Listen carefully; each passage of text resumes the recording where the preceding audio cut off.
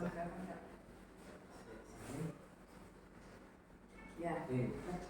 Udah apa ya? Udah. Bismillahirrahmanirrahim. Kita Assalamualaikum warahmatullahi wabarakatuh. Mr. Esa, selamat bertemu kembali dengan Bu Ii di pendampingan individu kelima. Di pendampingan individu kelima ini kita Bu Ii akan remind dulu, yaitu dalam sebulan ini Mr. Esa itu sudah belajar modul 3.1, 3.2, 3.3 ya. 3.1 itu kan keputusan yang berdasarkan nilai-nilai kebajikan ya, sebagai seorang pemimpin. Terus juga titik 2 itu bagaimana seorang pemimpin bisa mengolah sumber daya atau aset. Dan 3.3 itu sebuah pengelolaan program yang harus berdampak kepada siswa atau murid.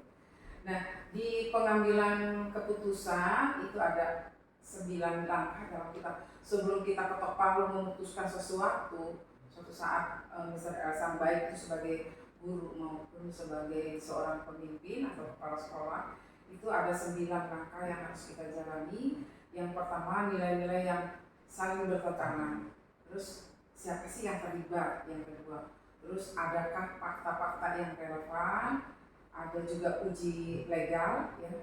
Terus juga pengujian paradigma benar atau salah. Terus melakukan prinsip resolusi ya, yang sudah dipelajari oleh Ibu Yeni maupun di LMS. Investigasi opsi trilema, dan selanjutnya di langkah prinsip buat sebuah keputusan, dan terakhir endingnya adalah lihat lagi keputusan itu dan kita refleksikan. Semua itu demi keputusan yang berpihak kepada anak.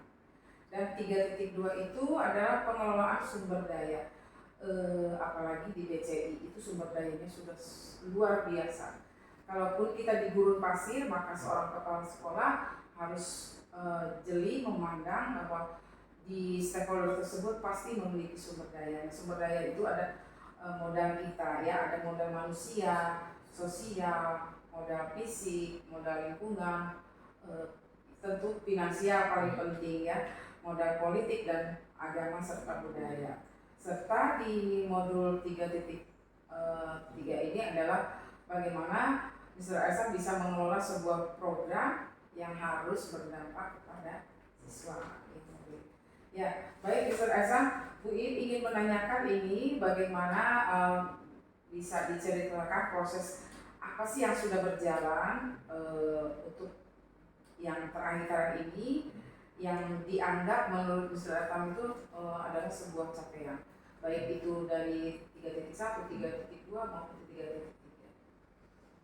Dari modul 3 ini ya Bu ya, apalagi kemarin juga kita sudah mencanangkan program yang memang berpihak pada murid dan berdampak positif pastinya Bu ya.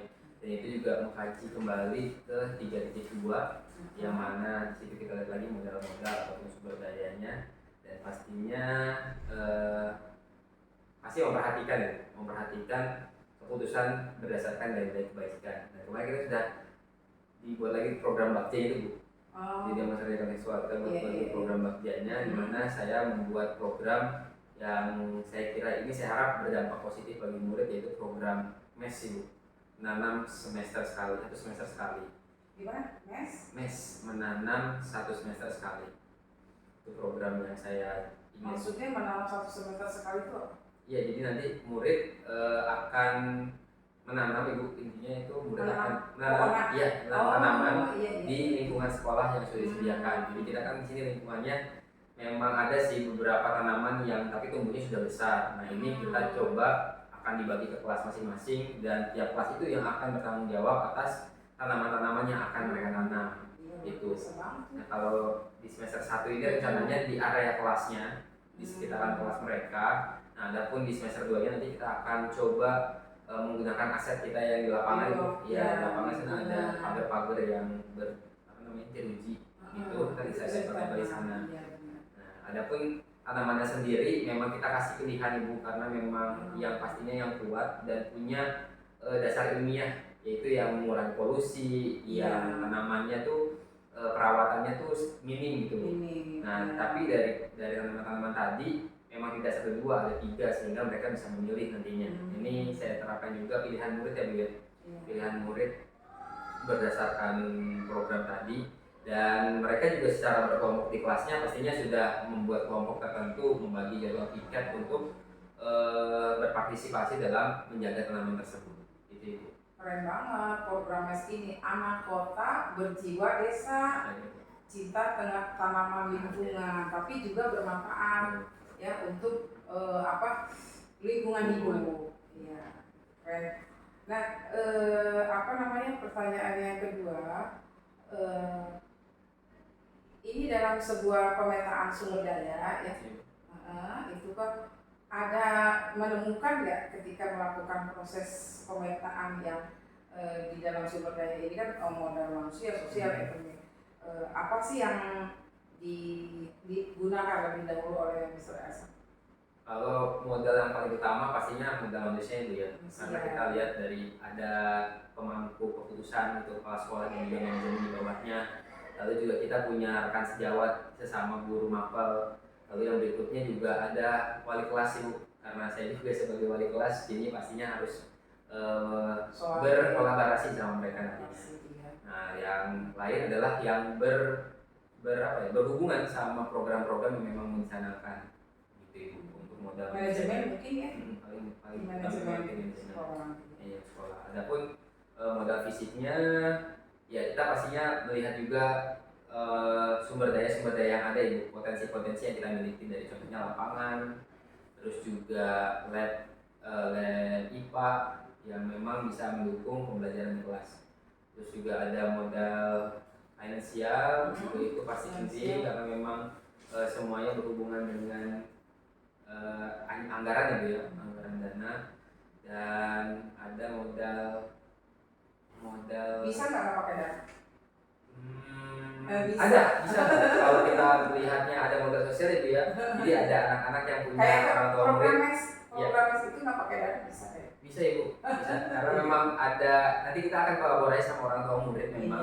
Mereka ada beberapa orang tua murid yang ini murid juga ambisius gitu Bu, ketika kita sampaikan. Saya orang tuanya punya tanaman ini, punya tanaman itu, katanya saya bisa bawa. Ingin berbagi biasanya begitu. Iya, dan bahkan saya juga nggak sangka ada orang tua yang mau ngasih gitu Bu, yang mau ngasih pemahaman tentang bagaimana sih cara menanam yang baik gitu. Cara-cara itu yang memang kita nggak tahu. Malah menyebar ya, kelas inspirasi itu. Jadi ada orang tua yang berserta dan bahkan memberikan materi itu. Ya, good banget. Itu kan pemetaan ya tadi dari modal manusia. Sekarang untuk Pak Elsa menemukan dan mengetahui apa yang bisa dirubah atau dicapai ketika sudah mengetahui itu ya, pemetaan ini modalnya ini. Terus apa yang bisa dirubah atau yang kira-kira bisa dicapai dari sebuah keputusan tadi? Bisa dicapai ya pastinya lingkungan yang nyaman ya, lingkungan belajar yang nyaman pasti yang akan dicapai di sana. Karena memang di prakarsa perubahan terkait program ini juga Ibu, saya juga mewujudkan lingkungan belajar yang nyaman dan menyenangkan, pastinya juga berpihak pada murid. Jadi harapannya memang tercapai itu prakarsa perubahan tersebut. Nah, ketika melakukan identifikasi ya dalam menentukan aset ya, apa saja kendala atau tantangan saat melakukan identifikasi tersebut. Jadi ini programnya ceritanya MES nih. Sudah berjalan apa masih ini? Sejauh ini sih masih ini ya Bu ya, masih diambil pelajaran yang itu Bu, artinya masih komunikasi dengan kepala sekolah, masih komunikasi dengan dulu ya, kan baca buat pertanyaan, terus ambil apa sih? Ambil pelajaran ya. Jadi masih ranahnya ya mengkaji, masih plan mengkaji. Ya ini berarti anak memunculkan, ada orang tua yang ingin berbagi, ada anak-anak juga yang orang tuanya memang punya tanaman di rumah dan ingin bawa ke sekolah, itu masih nyari-nyari pertanyaan dulu, belum ke ranah yang dari mimpi yang mereka dibuat panitia. Aksi nyatanya belum berarti. Ya. Oke. Jadi masih plan ya. Oke, ketika Mr. Esa memetakan sumber daya yang ada nih, pemetaan sumber daya nih, usia dan sebagainya. Perasaan Mr. Esa misalnya untuk sebuah plan itu terkait nanti ke depan hasil temuannya bagaimana? Itu kalau perasaannya sendiri ada rasa ini ya Bu ya, optimis atau iya, bagaimana? takjub ya Bu ya, ternyata memang di sekolah kita sendiri gitu, lingkungan belajar kita banyak modal atau aset bahkan sumber daya yang memang bisa dimaksimalkan gitu Bu. Banyak yang bisa dimaksimalkan terkait dengan modal manusia sampai modal-modal yang lain, yang modal lain. Nah, ya memang kembali lagi ke sikap guru atau pendidiknya Bu, apakah mungkin untuk memaksimalkan potensinya dan juga masalahnya belum tahu kita kan. Iya. Jadi harus tetap menggali, mengkaji, identifikasi aset-aset tertentu yang ada di sekolah kita, di lingkungan. Nah setelah itu, ya pastinya ada kolaborasi ya Bu ya dari guru-guru lain, sehingga aset-aset atau modal-modalnya bisa maksimal potensinya Bu. Itu Ibu yang saya katakan. Ya tentunya kan aset manusia di situ yang dalam program messi tersebut.